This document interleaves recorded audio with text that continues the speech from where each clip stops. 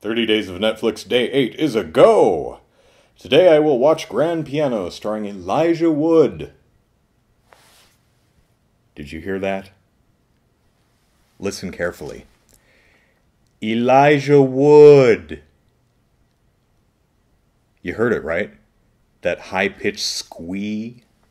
That's my sister. She loves Elijah Wood. That's her boy. She's gonna marry him someday. That's what she says, anyway. So, Grand Piano. It's about a grand piano and the man who plays it. And if he doesn't play it really, really, really, really well, someone will shoot him. Or so I have come to understand. Movie time. I'll be right back. This movie is stupid. I mean, really, really, really dumb. But I liked it. I liked it quite a lot.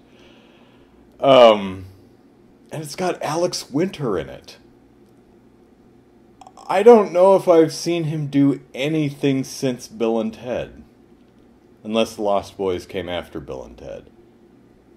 Whichever one came last, that's the last thing I remember seeing him in, so nice to see him again. Like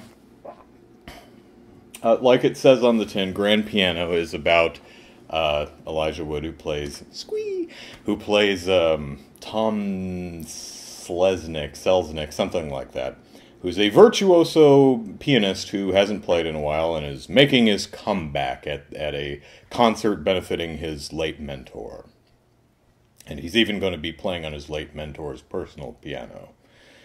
While he's on stage playing, he notices someone wrote in red pen in his music, "I will shoot you in the head if you play one wrong note."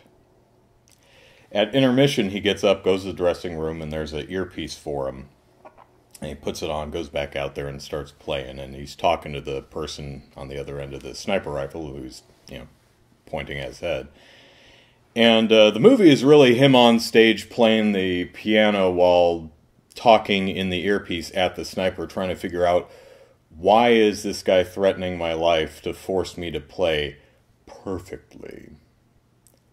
And I must say, as a pianist myself, although a very poor one, I really can't play and talk at the same time. So the fact that he's playing really complicated concert pieces while stressed and afraid and carrying on a conversation is really, really impressive to me.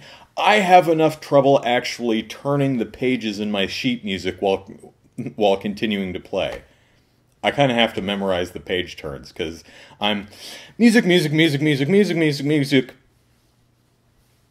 Music, music, music, music. I know some people who somehow just magically cover everything with one hand. They're music, music, music, music, music, continuing music. I don't know how they do it. But, as I said, I'm not a very good pianist. Now, the movie is fairly quick-paced. It says it's 90 minutes, but I think about 12 of that is the end credits. It's a pretty breezy movie, and it's a good thing too, because really, how long could you carry that plot out? But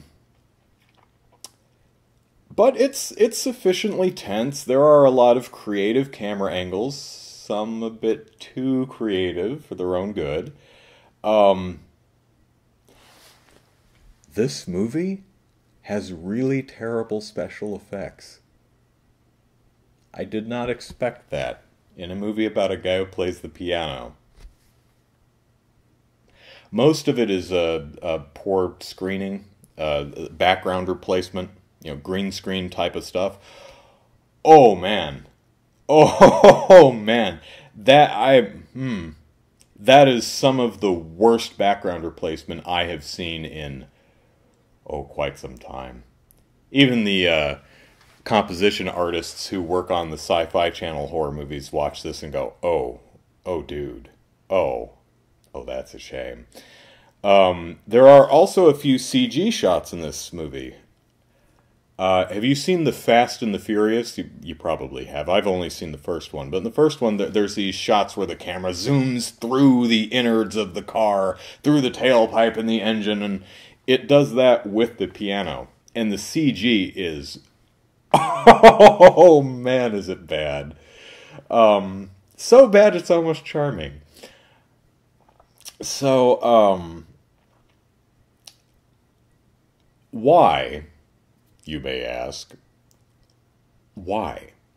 Why would someone go to the trouble of pointing a gun at this person and threatening to shoot him or his wife who's in the, audience if he doesn't play every note absolutely perfectly? Well, I'll give you a hint, and then I'll spoil the hell out of it. So I recommend the movie. It's actually quite fun, so if you want to bail out now, see you tomorrow. There's a... sorry, little bug. Nope, you're in my house. I killed it.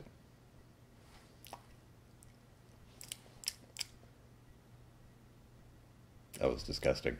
The grand piano belongs to his mentor. Now, why? Try to think of a reason why you would need someone to play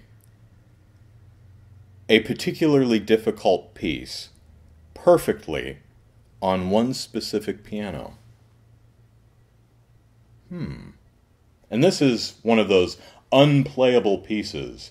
One of those pieces that really only the original guy who owned the piano and his mentor, Elijah Wood, and his protege, rather, Elijah Wood, can play. They're like the only two people in the world who can play this piece, and the mentor's dead, so Elijah Wood's it. Why would someone need him to play the impossible piece perfectly on this specific piano? You're right. That thought you just had a thought. You went, no, it couldn't be that. That's stupid. Okay, full spoilers. You're right. There's a treasure locked in the piano, and only playing this particular 4 bars of this impossible piece correctly will unlock it. Yeah! Oh, God, that's stupid. It's actually, well, the treasure itself is not locked in the piano, but a key to this guy's Swiss security deposit box in a Swiss bank somewhere is in the piano. So the bad guy has spent 3 years setting up this whole thing where he'll hold whatever his name is, Elijah Wood, hostage, and force him to play, in the middle of a concert in front of a bunch of people, to play this thing perfectly so that it unlocks the piano. Let's ignore the actual... Who the hell built this thing to actually unlock when a particular piece is played correctly? And I think tempo is important, too. I think if you botch the tempo... you don't have to do it a certain notes per minute, but I think if you... It's not just press the keys in a certain order. I think it's important that it's played... Well, it would have to be at speed. Otherwise, you could just... I could play it just really slowly. Man, the mechanics of that are outrageous. And he, the bad guy has an accomplice who's arguing with him. He says, why are we doing it this way? He's like, oh, do you have a better idea? Should we have just kidnapped him and forced him at gunpoint to play it? I'm thinking, yeah, that sounds like a much better idea. Here's an even better idea. Break into the warehouse where the piano is stored and hit it with an axe. It's made out of wood. Just chop the damn thing to pieces, take the key out, and go to Switzerland. I mean, then you wouldn't have a movie, but... Oh, gosh. I enjoyed this movie. It is really dumb, but it's earnest and it's fun. So, especially if you're a fan of Elijah Wood, like my sister.